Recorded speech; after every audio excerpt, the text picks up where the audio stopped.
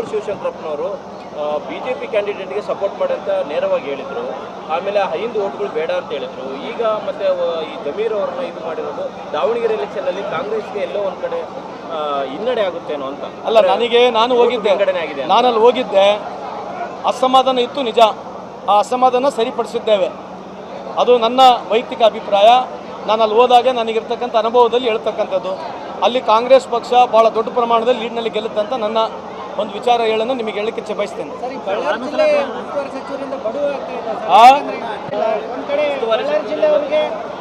ಸಚಿವ ಸ್ಥಾನ ಸಿಕ್ಕಿಲ್ಲ, ಹೀಗಾಗಿ ಎಲ್ಲಿ ನಿರ್ಲಕ್ಷ್ಯಕ್ಕೆ ಒಳಗಾಗ್ತಾ ಇದೆ ಸರ್. ವಿಜಯನಗರಕ್ಕೆ ಪ್ರಿಫರೆನ್ಸ್ ಕೊಡ್ತಾರೆ, ಬಳ್ಳಾರಿ ಕೊಡ್ತಾ ಇಲ್ಲ.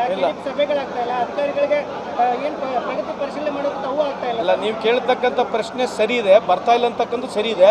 ನಾನು ಸಚಿವರಲ್ಲಿ ಕೂಡ ಮಾತನಾಡ್ತೀನಿ, ಅವ್ರು ಬರ್ತಾರೆ, ಬೇಕಿದ್ರೆ ಮುಂದೆ ಬರ್ತಾರೆ. ಏನಂತ ಸರಿಯಾಗಿ ಹಂಚಿಕೆ ಮಾಡಲಿಲ್ಲ ಮತ್ತು ಹೆಚ್ಚಾಗಿ ಮೀಸಲತ್ತೆ 50% ಒಳಗಡೆ ಮೀಸಲತ್ತೆ ಹಂಚಿಕೆ ಮಾಡೋದು ಸರಿಯಲ್ಲ ಅನ್ನೋ ಮಾತನ್ನು ಹೇಳ್ತಾರೆ. ಅವರು ಅಭಿಪ್ರಾಯ ಅವ್ರು ಹೇಳ್ಬೋದು. ಸದನದಲ್ಲಿ 17% ನಾವು ರಿಸರ್ವೇಷನ್ ಬಂದಾಗ ಏನು ನಾವು ಮಾಡಲ್ ಮಾಡಿದ್ವಿ, ಎಲ್ಲ ಸಹಮತಿನೇ ಕೊಟ್ಟಿದ್ರಲ್ಲ. ಈಗ ಈ ಒಳ ಮೀಸಲಾತಿ ಆಗಬೇಕಂತಕ್ಕಂಥದ್ದು ಸರ್ಕಾರ ಜೊತೆಗಿದ್ರು ಕೂಡ ಸುಪ್ರೀಂ ಕೋರ್ಟ್ ಒಂದು ಗೈಡೆನ್ಸ್ ಕೂಡ ಇದೆ. ಸೊ ಎಲ್ಲರೂ ಒಪ್ಕೊಂಡಿದ್ವಿ. ಈಗ ಅವ್ರಿಗೆ ಏನು ಮಾತಾಡಿದ್ರೆ ನನಗೆ ಗೊತ್ತಿಲ್ಲ. I don't know what they have spoken. ಉಪಚುನಾವಣೆ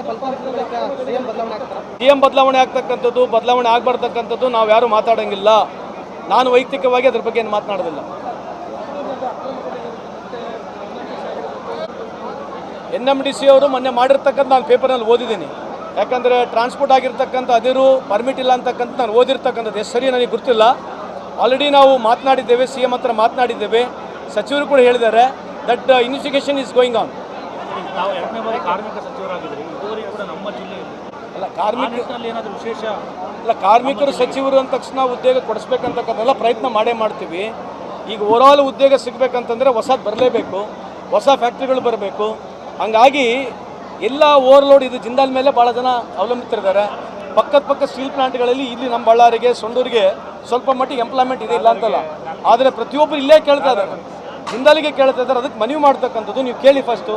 ಜಿಂದಾಲಲ್ಲಿ ಸಿಕ್ಕಿಲ್ಲ ಅಂತಂದರೆ ನೀವು ಬೆಂಗಳೂರಿಗೆ ಬರ್ತಕ್ಕಂಥದ್ದು ಪ್ರಯತ್ನ ಮಾಡಬೇಕಂತಕ್ಕಂಥ ಹೇಳಿದ್ದೀನಿ. ಬಟ್ ಸ್ಟಿಲ್ ಲಿಮಿಟೇಷನ್ಸ್ ಇದೆ.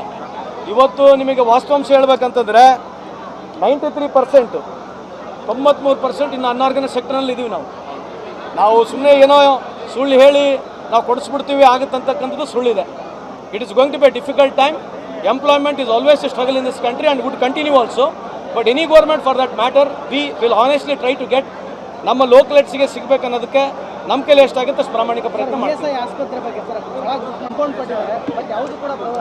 ಆಲ್ರೆಡಿ ಈಗ ಶೋಭಾ ಕರಂದ್ಲಾಜೆಗೂ ಮಾತನಾಡಿದ್ದೀವಿ. ESI ಕಾರ್ಪೊರೇಷನ್ ಬರ್ತಕ್ಕಂಥದ್ದು ಗೌರ್ಮೆಂಟ್ ಆಫ್ ಇಂಡಿಯಾಗಿದೆ. ತುಕಾರಾಮ್ ಅವರು ಕೂಡ ಮಾತನಾಡಿದ್ದಾರೆ. ನಾವೇನು ಮಾಡಿದ್ದೀವಿ, ಯಾರು ESI ಕಾರ್ಡ್ ಹೋಲ್ಡರ್ ಇದ್ದಾರೆ ಅವರಿಗೆ ನಾವು 18ರಿಂದ 20 ಬೇರೆ ಆಸ್ಪತ್ರೆಗಳು, ಅಕಡೆಷನ್ ಆಸ್ಪತ್ರೆಗಳು ಇದ್ದಾವೆ. ಅವ್ರಿಗೇನು ತೊಂದರೆ ಆಗೋದಿಲ್ಲ. Anybody was I P holder. But ಅಲ್ಲಿಂದ ಕ್ಲಿಯರೆನ್ಸ್ ಬರಬೇಕು ನಮಗೆ, ವಿಚ್ ವಿ ಆರ್ ಡೂಯಿಂಗ್. ಬರೆದಿದ್ದೀವಿ, ಲೆಟರ್ ಬರೆದಿದ್ದೀವಿ.